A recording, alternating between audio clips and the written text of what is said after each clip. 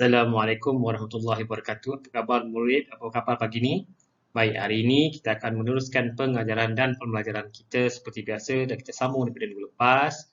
Baik, murid-murid, hari ini kita akan belajar iaitu tentang nilai nombor berkesinambungan daripada tajuk yang lepas. Okey, kamu semua boleh rujuk ke teks Ustaz 8 hingga ke Ustaz 11 ya. Baik, hari ini murid-murid kita akan belajar tentang apa dia. Seharusnya selepas saja pengakhiran pengajaran ini, kamu boleh menentukan nilai nombor hingga 1000. Baik, pertama, berakhirnya sesi pembelajaran ini, kamu mesti boleh dan seharusnya dapat pertama menunjukkan kuantiti. Seterusnya, memadankan kumpulan objek dengan nombor. Seterusnya, membandingkan dua nilai nombor besar dan nombor kecil. Seterusnya, yang terakhir, menyusun kumpulan objek mengikut tertib menaik dan tertib menurun. Baik. Perkara yang pertama iaitu kuantiti bagi nombor. Okey, dalam tajuk nilai nombor, yang paling penting murid-murid boleh menentukan kuantiti bagi nombor. Okey, berdasarkan contoh yang cikgu bagi ini, kita lihat. Pertama, cikgu gunakan benda maujud iaitu, tentu kamu kenal benda ini iaitu guli, betul? Okey. Berdasarkan benda yang ada ini, contoh yang cikgu berikan ini, okey, cuba lihat contoh ini. Okey, dalam kumpulan yang pertama ini, kamu lihat ada berapa guli? Okay, kalau kita bilang, kamu bilang tentunya nilai tersebut ialah ada 10. So, cikgu, kamu tak payah bilang lah, cikgu dah tuliskan nombornya, kuantitinya di bawah. Okey, pertama yang ni 10. Kumpulan kedua 10. Kumpulan ketiga 10. Jadi ada 3 kumpulan 10, 10, 10. Seterusnya, satu lagi kalau tengok dalam bentuk yang banyak ini, jumlahnya cikgu tulis iaitu 100 dan kumpulan kedua 100. Baik. Sudah pastinya kalau kita kira semuanya, kita jumlahkan semuanya. Okey. Baik, kita jumlahkan yang ini 100. Yang ni 100. Yang ni 100. Jadi jumlahnya dah 200.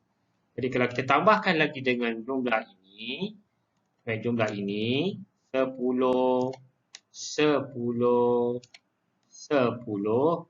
Jadi jumlahnya telah menjadi 230.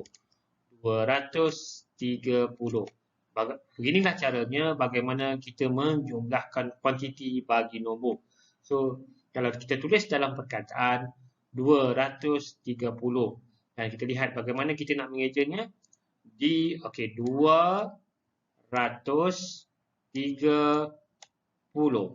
Okey. Okey, baik. Kali ini cikgu ubah pula barang maujud iaitu bongkah. Okey, lihat yang ini murid-murid. Okey, lihat yang ini kita kenali sebagai blok ataupun bongkah. Okey, di sini berapa blok ni? 1. Nilai dia 1. Okey, baik. Yang ni berapa nilai ni? Okey, nilai ini kalau kamu bilang satu per satu, nilainya 10. Dan yang ini,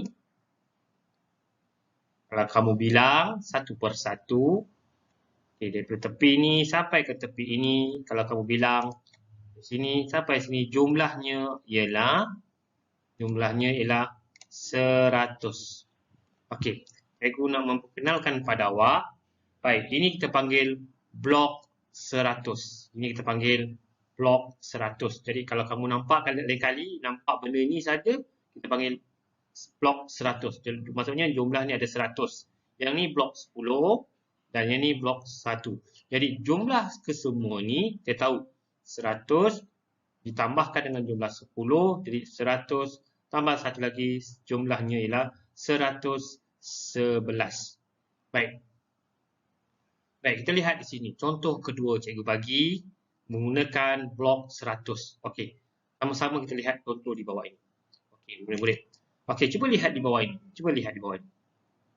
Okey, cikgu bulatkan yang ini. Okey. Okey. Blok 100 ini. Blok 100 ini ada berapa di sini? Ada 3, betul? 1, 2, 3. Dan kalau kita lihat yang ini pula, okey, ada berapa blok 10? Ada, ini kita bilang ada 10, ada 10 dan ada 3 blok. Ada 3 blok. So, ada 3 dekat sini ya. Maksudnya di sini ada 300, ada 10 dan ada 3. Jadi jumlahnya, nombor yang kita boleh bentuk menggunakan objek, maksudnya 300, 313 berdasarkan objek ini. Okey, sebab kita boleh menggunakan nilai tempat sebagai bantuan rumah ini. Panggil 10%. Okey, kita tengok contoh yang ketiga ini. Ada berapa blok 100? Ada berapa? 4, betul? 1, 2, 3, 4. Okey, ada berapa blok 10? Ada 4 juga, betul? 1, 2, 3, 4. So, dia dah ada 40. Dan ada berapa ada blok 1? Kita bilang 1, 2, 3, 4. Okey, apakah nombor yang boleh kita bentuk berdasarkan objek ini? Okey, ada berapa ratus? Ada 400. Kita masukkan 400. Ada berapa rumah puluh? Ada berapa puluh? 10, ada 4 tadi. 4. Ada berapa nilai masa? 4 juga. So, apakah nombor yang kita boleh bentuk? Sama-sama sebut. 444. Okey, baik. Di sini cikgu nak ambil kesempatan untuk membandingkan nombor. Kamu boleh membezakan antara membandingkan nombor mana yang lebih besar dan mana yang nombor lebih kecil. Contohnya di sini. Okey, 1 dan 10. Tentulah nilai rumah 1 dan 10. 1 lebih kecil ke lebih besar daripada 10? Tentunya jawapannya 1 lebih kecil daripada 10. Okey, bagaimana kita nak membandingkan nombor? Syaratnya yang pertama ialah kita mesti melihat kepada nilai tempat yang paling besar dulu. Okey, nilai tempat contohnya di kita tengok nilai tempat 10%. Kita ambil contoh kedua-dua nombor ini 313 dengan 444. 10%. So kita tengok beratus. Rumah yang paling besar memang 100 setakat ini. Okey, 100 ini 100-nya 3, 100-nya 4. Maksudnya siapa lebih besar? Dah tentulah nilai 4, digit 4 lebih besar berbanding nilai digit 3. So secara otomatik kita banding nombor di hadapan dulu. So kita boleh membuat kesimpulan 444 lebih besar daripada 313. Baik, seterusnya hari ini kita akan cikgu akan mengenalkan awak abakus. Apa itu abakus? Okey, dengan bantuan rakan guru, awak lihat video ini dan lihat bagaimana guru ini menggunakan abakus menentukan objek dan menentukan nombor hari yang ini boleh kita akan belajar untuk kenali abakus, bagaimana murid-murid hendak membaca nombor yang ada di abakus. Pertama sekali kita lihat pada abakus. Okey, dia terbahagi kepada nilai-nilai tempatnya bermula dengan nilai tempat sah, puluh dan ratus. Manakala bagi setiap biji ataupun dia punya manik pada bahagian atas nilainya adalah 5. Manakala untuk yang bahagian bawah bagi setiap manik nilainya ialah 1. Seterusnya kita akan lihat contoh yang pertama.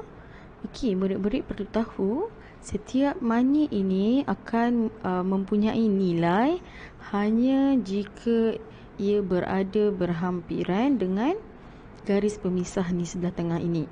Okey, jika manik tersebut tidak berada pada garis pemisah ini, berarti manik tersebut tidak mempunyai apa-apa nilai. Baik, untuk contoh yang pertama, kita lihat pada nilai tempat sah Manik yang berada di atas dia telah diturunkan berdekatan dengan garis pemisah.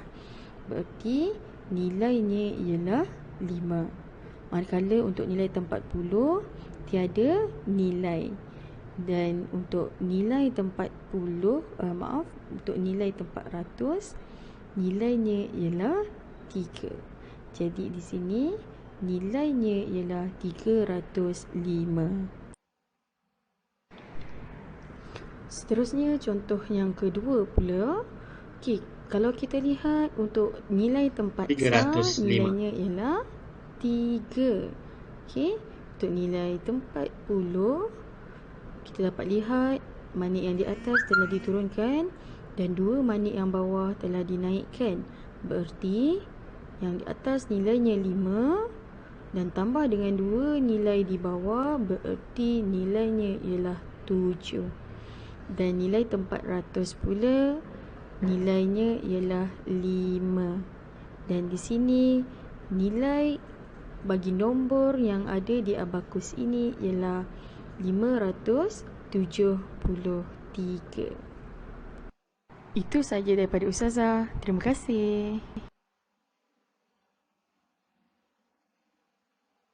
573.